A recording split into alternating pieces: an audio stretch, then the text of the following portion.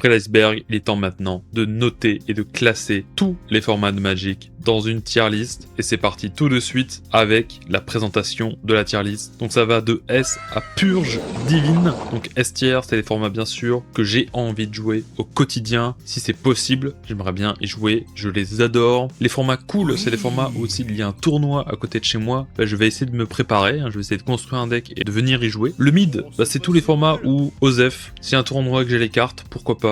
Je les déteste pas spécialement, mais je vais pas faire d'efforts pour y jouer particulièrement. Les formats chiants, là, il faut commencer à me blackmail pour venir y jouer. Il faut me donner des très bonnes raisons. Et la purge divine, là, non les gars, c'est un non catégorique. Ok, donc c'est parti tout de suite avec le premier format, le Free Card Blind. Le principe est simple, un deck de 3 cartes, on affronte tout le monde dans le tournoi et le meilleur deck gagne avec un match sur le play et un match sur la draw, enfin une game plutôt. Pour moi, c'est mid, je m'en fous. Voilà, concept intéressant, mais je m'en fous. ABC Magic, donc le concept ici, c'est, vous avez votre prénom, nom, vous prenez la première lettre de chaque et vous pouvez constituer un deck qu'avec des cartes qui commencent par ces deux lettres. Donc bien sûr, il y a des noms-prénoms qui sont absolument broken. Michel, par exemple, qui peut jouer tous les mox. Si vous avez un nom-prénom qui commence par B, vous avez Black Lotus. Donc bon, c'est un concept intéressant, mais honnêtement, dans la réalisation, c'est juste chiant à faire. Et ouais, c'est pire qu'Osef, j'ai juste pas envie de le faire. Alpha 40, donc c'est un format où on joue avec seulement le set alpha et il y a une banlist et des sets de restrictions un peu particulières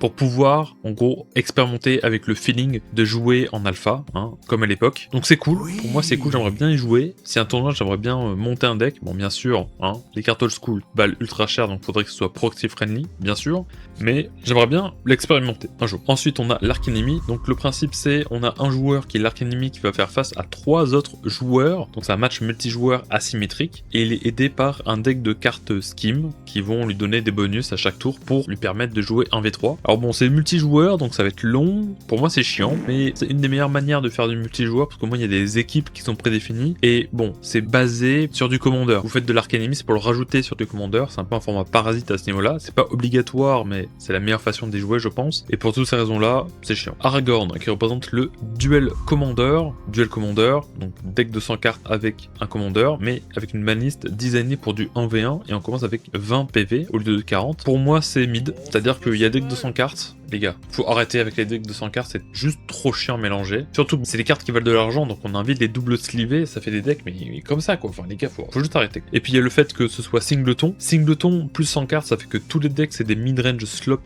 dégueulasses et bon pourquoi pas, c'est cool de jouer mid-range contre mid-range mais c'est l'entièreté du format, c'est pas intéressant. Moderne qui représente Gate of Soul, Modern Horizon, le format, bon c'est juste mid, avant c'était S tier pour moi, et puis il y a Modern Horizon qui est arrivé et c'est devenu cool, puis mid. Là, franchement, j'en ai plus rien à foutre du moderne. Le gameplay est ok, il est fine, j'imagine, mais rien à foutre. Le Legacy, ici, qui est représenté par Tamiyo, c'est un peu subi la même chose, sauf que de manière intrinsèque, je préfère le gameplay de Legacy, je préfère avoir accès à Wasteland, Force of Will, et au final, même s'il y a une énorme influence de Modern Horizon, ça influence un peu moins le gameplay, même s'il y a quand même pas mal de snowball. Donc c'est plus S tier comme c'était avant, c'est cool, c'est devenu cool, c'est le format le plus accessible, et je suis content d'y jouer quoi à chaque fois, mais clairement maintenant, je fais beaucoup moins d'efforts qu'avant pour le Legacy. Peut-être que ça va changer avec le ban de Antombe et Nado. Peut-être ça va rendre le format un peu plus intéressant pour moi. Mais pour l'instant, format qui est cool. Et au fait, du vendredi 16 au 18 janvier se déroule le Gone Ice 2025 à Lyon. Une des plus grosses célébrations des formats éternels de Magic. Plus de 10 000 € de prix à gagner répartis sur 6 tournois.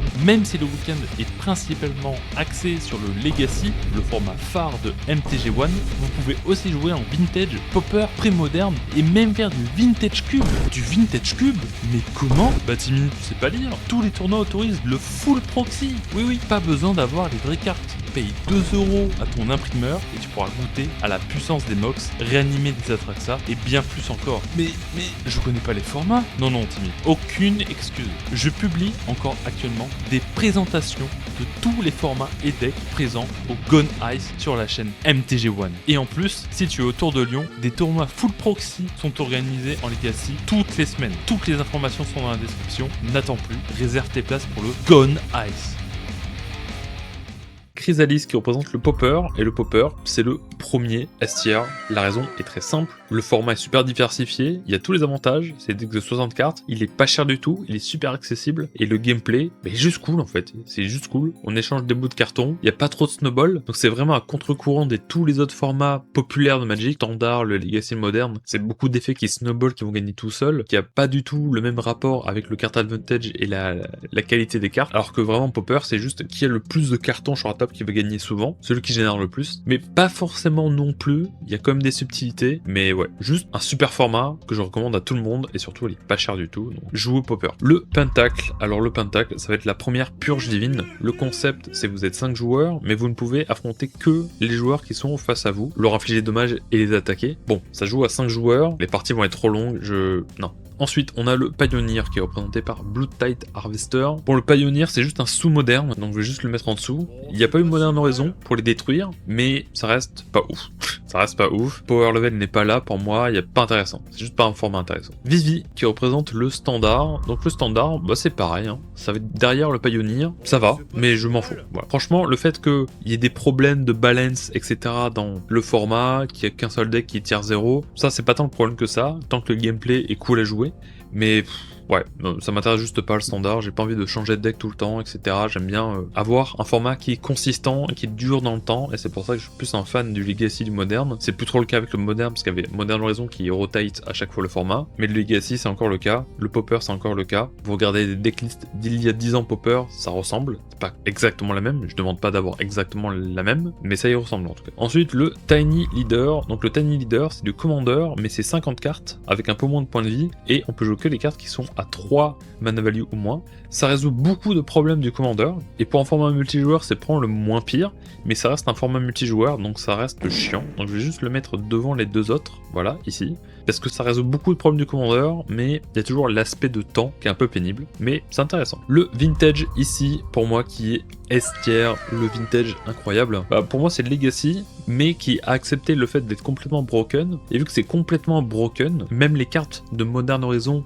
n'impactent pas tant le format que ça de manière négative, parce que le format était déjà cassé de base. Et cassé, pourtant, il y a une diversité d'archétypes qui est assez incroyable, on peut jouer toutes les stratégies. Dredge, il y a de l'aggro, il y a du prison, il y a du contrôle, côté puissance du Vintage est juste incroyable. Le seul problème de ce format, vraiment, c'est juste la barrière financière. C'est juste la barrière financière des cartes, ça coûte beaucoup trop cher. J'espère que, s'il y a un développement des proxys dans le futur, ce format soit un peu plus joué en papier, mais pour l'instant, bon, c'est le seul problème en fait de ce format actuellement. Le bloc est représenté par Terminus, du bloc Avacyn, le deck miracle. Pour moi le bloc c'est du standard, beaucoup plus court, beaucoup plus condensé, et donc c'est cool, parce que au moins il s'inscrit dans, ça garde le côté lore, même s'il y a moins de cartes à sélectionner. Je préfère le fait de jouer avec un pool plus restreint de cartes si on doit faire un format rotatif, parce qu'au moins ça change régulièrement. À chaque nouveau set, ça change complètement de format, et ça j'aime bien. Donc pour moi le bloc, je vais mettre en cool, malgré que le format est disparu. Peut-être j'ai tort, hein, parce que j'ai jamais vraiment joué un bloc, mais au moins c'est très bien dans l'expérience temporaire que ça veut être, si vous comprenez ce que je veux dire. Teferi ici qui représente le Brawl, qui est un format spécifique à MTG Arena, donc c'est du Commander 1v1, parce que MTG Arena ne propose pas le multijoueur, du 1v1, et on peut utiliser des Planeswalkers. Alors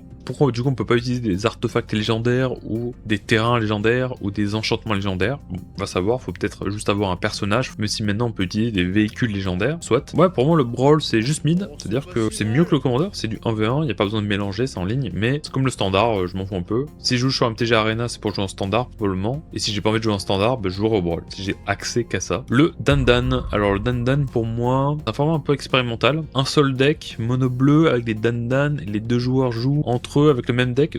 Pour moi il manque le côté deck building, qui est très important pour moi dans les formats de Magic, et il n'y a pas du tout, ça manque. Après c'est mono bleu, c'est ma couleur à moi, il y a les contres, il y a le côté je me sens intelligent parce que je joue que les cartes bleues, je contre et je pioche, ok, mais ça reste un seul deck, et j'aime bien en fait me sentir intelligent contre des decks qui jouent genre des decks mono rouge ou mono vert. Là on est sur un pied d'égalité, j'aime pas trop ça. Je pense que c'est cool à jouer une fois dans sa vie, mais je pense qu'une fois que j'ai joué ça va être chiant. Pour l'instant je le mettrai dans cool parce que si y a un tournoi de Dandan je viendrai le faire, mais je pense qu'en réalité c'est mid, voire chiant. Je vais le mettre dans chiant malgré tout, mais j'ai un deck Dandan, si jamais vous voulez jouer avec moi je suis présent, mais je pense que après ma première ou deuxième partie je vais être là, ouais non je préfère jouer un format construit. Ensuite on a le Dreadmo qui représente le draft, et le draft J'aime bien le concept du draft, c'est vraiment cool. Le problème, c'est que toutes les éditions standards à drafter, bah ça donne des decks misérables à jouer. Je n'ai pas envie de jouer ces decks-là contre d'autres joueurs, c'est juste pénible. La mana base est toujours dégueulasse, on peut pas drafter des bilans ou ce genre de choses comme on pourrait dans Cube. Donc pour moi, le draft, bah c'est juste chiant. J'ai pas envie de jouer ces decks-là, tout simplement. Ensuite, on a l'Empereur, donc c'est un format qui m'a été décrit dans les commentaires de la vidéo Iceberg. Et le concept est simple, c'est du 3 contre 3, sauf qu'il y a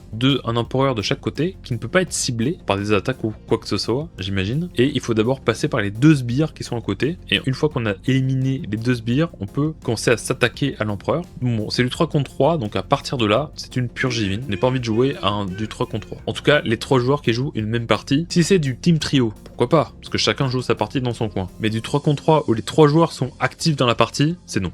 Alors maintenant, on a l'Extended. L'Extended qui est en fait juste un standard de 4 ans. Bon, bah c'est un format qui a disparu, donc c'est pas possible d'y jouer. Mais qu'est-ce que j'en penserais sinon? Je vais rajouter une petite colonne pour les injouables. À 2 colonnes below. Boom.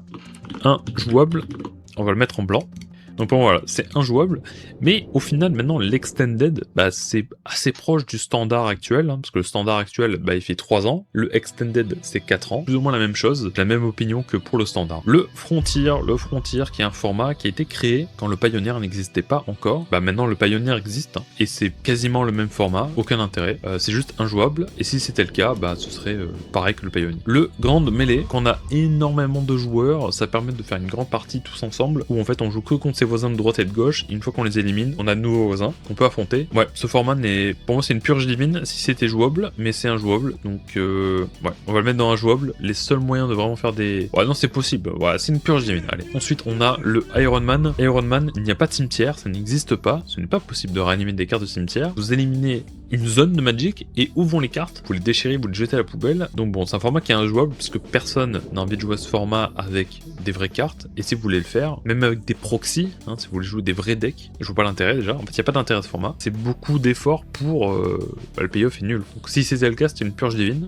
mais bon, c'est juste un joueur. Le Léviathan Commander qui est en fait un dérivé du Duel Commander, mais qui est spécifique à Cocatrice, donc on peut pas vraiment y jouer. Vous pouvez y jouer sur Cocatrice concrètement, je vais le mettre à côté du Duel Commander, parce que c'est concrètement la même chose, c'est juste que la banlist est un peu différente, et c'est possible d'échanger des commandeurs en cours de partie. Mais le No Lands ici, donc le concept est très simple, c'est, on joue pas de land, mais vous pouvez placer n'importe quelle carte de couleur en tant que land, et ça devient une land de la couleur. Donc bon, il n'y a aucune raison de pas jouer un deck pentacolore, parce que vous avez tout le temps les 5 couleurs. Genre Magic n'est pas adapté pour jouer sans les lands, donc je vois pas du tout l'intérêt de ce format. Donc pour moi c'est injouable, je vois pas l'intérêt de le faire. Si vous jouez à Magic, autant jouer avec des lands, et si vous voulez pas jouer avec des lands, bah il y a d'autres jeux qui existent, hein. Il y a Hearthstone en ligne, l'Orcana ou autre, je vois pas l'intérêt. Le Peasant qui est le popper, mais juste en moins bien, parce que on rajoute une règle arbitraire de la possibilité de jouer 5 Unco. Pourquoi 5? Ça fait même pas un playset entier, allez savoir pourquoi, c'est juste arbitraire. Et le problème d'autoriser des Unco, c'est que c'est des effets, maintenant on a accès à des effets qui snowball. Donc on rajoute des Unco pour rendre le format moins bien joué, ce qui respecte un peu moins l'esprit. S'il y avait un tournoi qui se ferait à côté, j'y jouerais je pense, parce que c'est pas très cher, le deck reste pas très cher, mais je comprends pas l'intérêt de ce format, je comprends pas trop le concept, donc pour moi c'est juste mid en fait, c'est juste mid,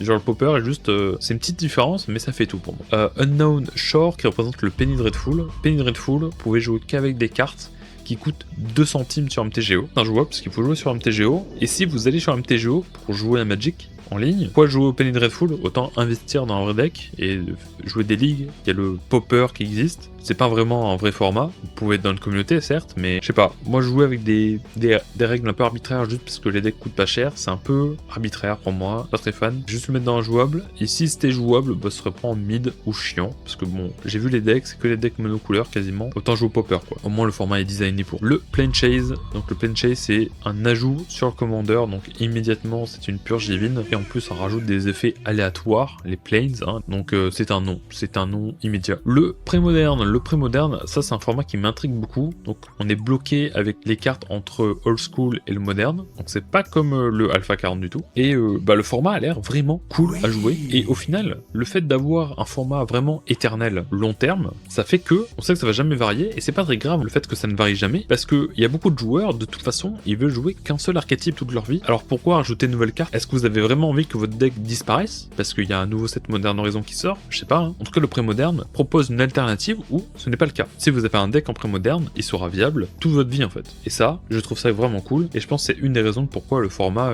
il explose en ce moment en popularité, et il est maintenant jouable sur MTGO, et moi ça m'intéresse, et c'est possible qu'il devienne S-tier dans le futur. Le primordial, alors le concept c'est, vous choisissez une édition, et vous construisez un deck avec que les cartes de cette édition, et vous avez le droit à 2 rares mythiques, et 4 unco communes, je sais pas exactement le nombre maximal par copie. En tout cas, le concept qui est vraiment intéressant, c'est que c'est possible de s'affronter entre éditions. C'est toutes les cartes de Magic, sauf que si vous sélectionnez un set, vous ne pouvez jouer qu'avec les cartes de ce set-là dans votre deck, mais vous jouez contre des cartes d'autres sets. Donc par exemple, Alpha contre Miraudin, Miraudin contre Innistrad, contre Alara, vous comprenez quoi. Donc pour moi, conceptuellement, ce format est vachement intéressant. Je sais pas la puissance des decks, mais en fait, si vous avez un problème avec la mana base, vous sélectionnez juste un format où la mana base était accessible. Après, ça fait des decks qui ressemblent pas mal au Pauper au final, mais non, juste le concept est vraiment beaucoup trop intéressant. Et donc pour moi, le primordial, il se met à côté de l'Alpha 40, peut-être devant. Ça m'intéresse beaucoup, j'aimerais vraiment tester un peu le primordial et voir toutes les possibilités, parce que ça offre un nouveau champ de vision complet à Magic. Ensuite, on a le prismatique ou le 5 couleurs Magic. Donc vous jouez un deck entre 250 et 300 cartes, et vous devez avoir plein de cartes de toutes les couleurs. Alors bon, jouer avec un deck de 200 cartes, déjà, c'est juste non, c'est une purge divine, il n'y a pas besoin d'expliquer plus. J'ai pas envie de jouer avec des mastodons énormes, et bon, il n'y a aucune stratégie, c'est juste pour mettre les meilleures cartes, toutes les cartes qu'on aime, et on joue avec. Bon, vous pouvez faire ça en commandeur. Le Realms qui est un dérivé de la Battle Box, mais c'est une Battle Box avec des règles supplémentaires. Franchement, c'est compliqué juste pour un payoff qui est nul. Pour moi, c'est une purge divine, j'ai vraiment pas envie de jouer en Realm. Le Reject Rare Draft ici, donc on joue avec toutes les rares qu'on n'a pas envie, qui sont dans votre collection mais qui servent à rien, qui valent rien. Pourquoi le faire, hein? Autant jeter les cartes ou les vendre ou en bulk, je ne sais pas, mais ouais, pour moi c'est soit purge divine, parce que, imaginez, hein, là, visualisez toutes vos rares dans vos bulks, vous avez vraiment envie de jouer avec ces cartes là, vraiment? Moi non. Donc pour moi c'est purge divine, immédiatement j'ai jamais envie de le faire. Suicide Magic ou Reverse Magic, alors le concept c'est de se tuer le plus rapidement possible. Bon, c'est déjà solvé, il y a déjà un deck qui fait ça, donc on sait quel est le meilleur deck qui fait ça. Il peut le faire tour 1 quasiment chaque fois. Et sinon, drafter un mauvais deck pour vos potes quand vous faites un cube ou un draft, c'est pas intéressant non plus, personne veut le faire. C'est soit un jouable, soit c'est une purge divine. Le scellé c'est immédiatement une purge divine. En fait c'est comme le draft, mais vous avez encore moins de choix dans la sélection des cartes, donc il y a encore plus de variance et les decks sont encore peu nuls, donc c'est un non catégorique. Tribal War, le principe c'est vous avez 20 créatures d'un archétype dans votre deck et vous affrontez d'autres archétypes, et le but c'est de déterminer un peu quel est le meilleur type de créature dans un format donné. Donc le concept est intéressant, mais personnellement je suis pas un joueur de créatures, je suis pas un joueur de deck tribaux. Si je devais y jouer ce serait juste chiant, donc j'ai pas envie d'y jouer. Je regarderais volontiers des vidéos sur YouTube qui étaient de déterminer quel serait le meilleur deck tribal d'un format donné, ce serait intéressant, mais c'est intéressant conceptuellement, théoriquement. Le troll à deux têtes ou le Two-Headed Giant ici, d'ailleurs c'est marrant que pour nous c'est troll et en anglais c'est giant, parce que c'est pas la même créature normalement, on a aussi des géants en français, mais enfin bref. Pour moi c'est la meilleure manière de jouer en multijoueur, ça reste suffisamment petit pour que tous les joueurs peuvent se concentrer sur la même partie et voir les cartes de tous les joueurs, et si je dois faire des pré-release, c'est forcément troll à deux têtes, je fais plus de scellé tout seul, mais à plusieurs c'est vraiment cool, et c'est une très bonne façon d'introduire des potes à Magic, parce que vous pouvez être à côté, les accompagner tout le long. Honnêtement j'aimerais bien avoir plus de tournois compétitifs officiels comme ça, avec du troll à deux têtes quoi, j'aimerais vraiment quoi, au moins tester pour voir ce que ça fait. Bolas ici qui représente le EDH, le commandeur, purge divine, hein. J'ai fait une vidéo pourquoi je déteste le commandeur, voilà. Le Jumpstart, le Jumpstart pour moi c'est une purge divine aussi, c'est concrètement comme du scellé, assez ciblé pour les débutants, pour les deux boosters, donc vous contrôlez même pas votre deck, et puis vous construisez un deck avec ces deux boosters, non. Le cube, le cube ici je l'ai déjà mentionné en parlant du draft, mais c'est le meilleur format de Magic, et d'extrêmement loin. Alors bon, effectivement c'est un peu biaisé dans le fait que vous pouvez construire le cube que vous voulez, donc ça peut être un peu le format que vous voulez, mais juste le concept de cube, donc sélectionner un certain nombre de cartes et les drafter. Le draft est cool, et si vous mettez des bonnes cartes à drafter, des cartes qui vous donnent envie de construire des decks, en fait ça change vraiment toute la donne. Le cube, pour moi c'est la meilleure façon de jouer à Magic. Franchement il y aurait une catégorie juste pour le cube, je le mettrais. C'est juste la meilleure façon de jouer à Magic. Dommage qu'il y ait beaucoup de contraintes, parce qu'il faut faire le cube, et ensuite avoir au moins 4 heures pour le drafter et le jouer avec des gens. Donc c'est un peu la contrainte, mais c'est de loin le meilleur format de Magic. Ensuite on a le Mental Magic, ici représenté par le Mentaliste. Donc Mental Magic, pour moi c'est un format qui est injouable, c'est juste trop dur de retenir dans votre tête toutes les informations pour que ce soit un vrai format, et ça peut être marrant de le faire Bah imaginez que vous êtes dans la voiture, vous allez à un tournoi, c'est un moment cool de le faire, mais bon, c'est pas un vrai format quoi, c'est injouable. Hein. Mais sinon ce serait mid quoi.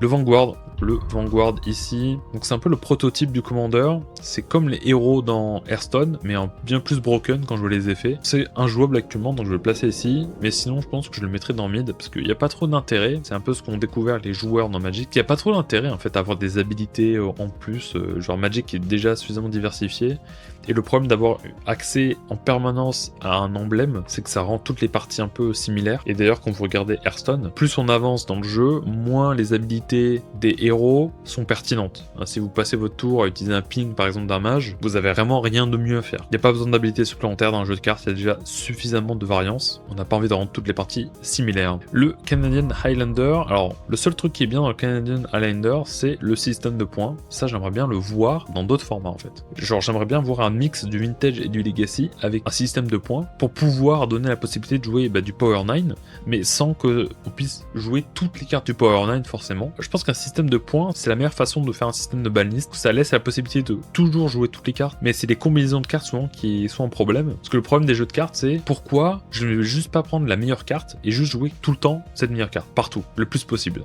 C'est pour ça qu'on met des contraintes un peu arbitraires de un nombre de copies maximum, etc. Mais éventuellement, faut bannir. Et un système de points, je pense que ça résout ce problème-là de manière très élégante. J'aime beaucoup ça. Mais sinon, le Canadian Highlander, c'est juste un peu mieux que le Duel Commander, parce que c'est du Duel Commander sans le commandant, concrètement, et avec une baliste un peu adaptée. C'est un peu mieux. Mais j'ai pas envie de mélanger un deck de 100 cartes. Toujours le même problème. Magic Arena, donc les formats de Magic Arena, Timeless, Pioneer, Historique, Explorer. Pour moi, c'est mid. C'est-à-dire que faut jouer à Arena, il faut pas avoir envie de faire du draft, etc. Ça peut être intéressant, hein, c'est comme du moderne, etc. Mais c'est du Magic moderne. Je suis pas très fan. Le Treachery ici, alors c'est plus compliqué. Je l'ai pas présenté dans ma vidéo de l'iceberg parce que ça a été posté dans les commentaires de la vidéo. Merci de m'avoir informé de l'existence de ce format. Vous avez à l'écran la page, il y a beaucoup de règles supplémentaires, mais concrètement, le but c'est de faire un Among Us ou un loup-garou de tierce-lieu ajouté sur Magic, donc donner des rôles supplémentaires. Ça peut résoudre des problèmes du Commander, c'est-à-dire que le problème dans le Commander, des fois, c'est que personne n'a envie de gagner immédiatement, parce que si vous essayez de gagner, c'est comme le Munchkin, les autres joueurs vont vous stopper, et du coup vous êtes stoppé, et c'est les autres joueurs qui vont gagner, donc il n'y a aucun intérêt d'essayer de gagner. La meilleure stratégie en Commander, c'est juste accumuler le plus de ressources possible jusqu'au point critique où soit vous êtes 100% assuré de gagner, soit en fait un autre joueur essaie de gagner avant, vous le stoppez et puis vous gagnez après. Ça résout peut-être ce problème-là, mais ça reste du multijoueur et du Commander, donc ça reste une purge divine, même si c'est un peu mieux. Et le dernier format ici, on a le bloc, c'est pas le bloc, non, c'est la Battle Box. Donc la Battle Box, vous prenez plein de cartes, vous faites un deck, et tout le monde joue avec ce deck-là, et vous avez accès à des landes à côté. Pour moi, quitte à faire ça, pourquoi ne pas faire un cube? Je comprends pas. Donc pour moi, c'est juste chiant, et honnêtement, je pense que c'est même... Est-ce que c'est dans Purge Divine? Non, c'est juste chiant. C'est pas une Purge Divine, parce qu'au moins, il n'y a pas de... Il y a un deck à mélanger, mais pas vraiment, il n'y a pas tellement besoin de le faire. Ouais, c'est juste chiant. J'ai pas envie de jouer avec des cartes random, avec un deck présélectionné. J'aime bien construire mon deck, j'aime bien avoir mon truc à moi, quoi. J'espère que vous avez apprécié cette vidéo, cette notation. Que pensez-vous? Quelle serait votre tier list? Sur quoi vous n'êtes pas d'accord? Dites-le moi en commentaire. Et moi, du coup, je vous revois pour une prochaine vidéo. Salut tout le monde. Alors, j'ai oublié 3 formats à ranker dans ma tier list. J'ai juste oublié de mettre les images et donc je les ai skip.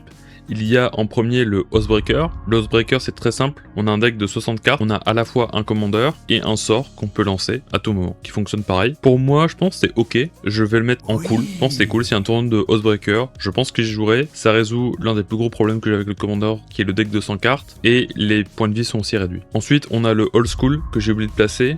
Pour moi, le Old School, c'est cool aussi. C'est un tournoi en proxy. Je pense que j'y participerai. Bon, le problème c'est l'accessibilité comme le vintage, mais je pense que c'est un format qui peut me plaire, donc cool. Et en dernier, on a le Momir où on joue avec des créatures aléatoires. On n'a pas de créatures dans le deck, on n'a pas de sort, on fait juste spawn une créature à chaque tour qui est aléatoire. Pourquoi jouer à ce jeu? Je préfère jouer au casino, plus intéressant le casino, donc une grosse purge divine.